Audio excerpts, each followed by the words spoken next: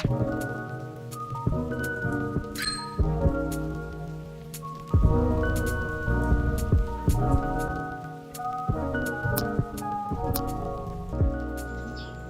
day, everyone, especially to our instructor, Dr. Jonas E. Olandria, and to my co-masterants, good day, everyone.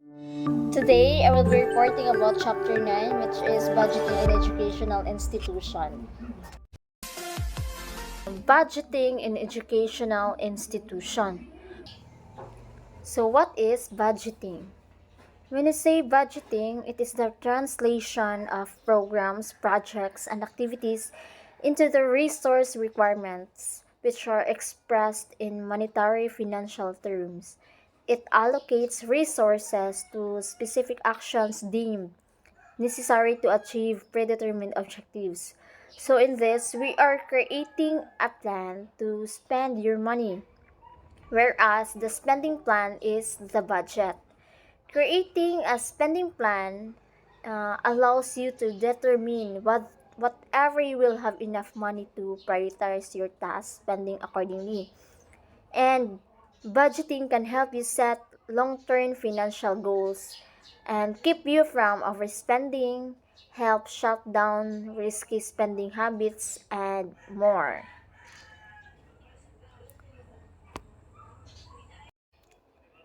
So the importance of budgeting in educational institution. It is to assess the revenue for the school and to know the various sources of revenue. It is also to disburse the revenue according to regulations and to monitor the expenditure in executing school programs. So that is the importance of budgeting in educational institution. So, there are characteristics of educational financing. First is the education costs are always rising.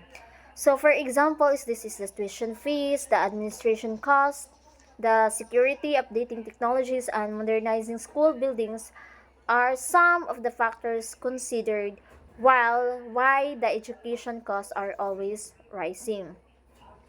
So in this, the calculation of the financing of education expressed in unit costs as follows. First is the full unit cost. When we say full unit cost, it is based on all the facilities supporting the education process. Then next is the half unit cost. Only take into account the costs associated with material needs and the tools that running out, although the period is different.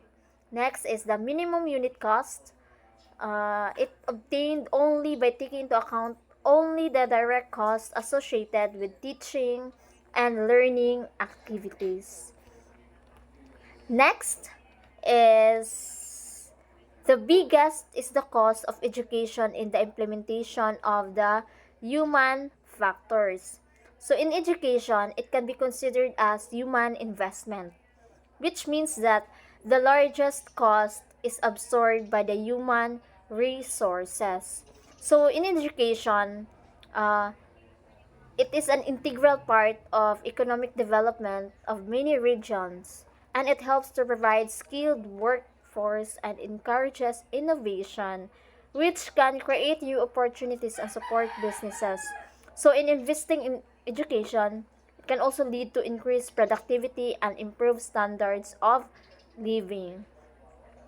Next is the unit cost of education will rise commensurate with the level of the school. So it depends on the level of the school. The next is the unit cost of education is influenced by the type of educational institution. The cost for vocational schools are greater than the cost to public schools. And lastly, a funded component in the education system is almost the same from year to year. So that are the different characteristics of educational financing. So next is the steps in management education funding includes the school-based education financial planning. So in this, Financial planning is an integral part of the education planning as it helps to determine the feasibility of your educational goals, and it ensures that you have the resources necessary to achieve them. And it also helps you to budget, for example, for the tuition, for the fees, and living expenses, and management your education debt effectively.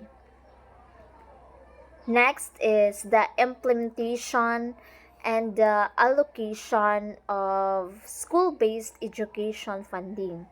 So in this, the allocation of educational budget should always be in the name of the increase the school's educational environment and also the academic achievement of the students. So these domains are essential to safeguarding the educational right of the stakeholders.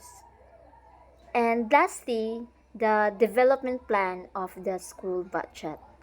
So those are the steps in management education funding. First is the school-based education financial planning, the implementation and the allocation of school-based education funding, and the development plan of the school budget. So next is the importance of school budget. So why is it important to have a school budget? So first is school budget is very important because of the paid expansion of education services and facilities at all levels, and particularly that concern for quality education in our public schools. So in public expenditure for education have risen and will continue to rise considerably. So as population increases, so more children will have to be educated. Next is the additional facilities will have to be made available and existing ones improved. So there will be demand for increased educational services and programs. And lastly, the ability to cope with the present and future educational needs requires information about and knowledge of budgeting. So those are the importance of school budget. Lastly, um, here is a quote of Mary Landrieu about budget. So a budget should reflect the values and priorities of our nation and its people. So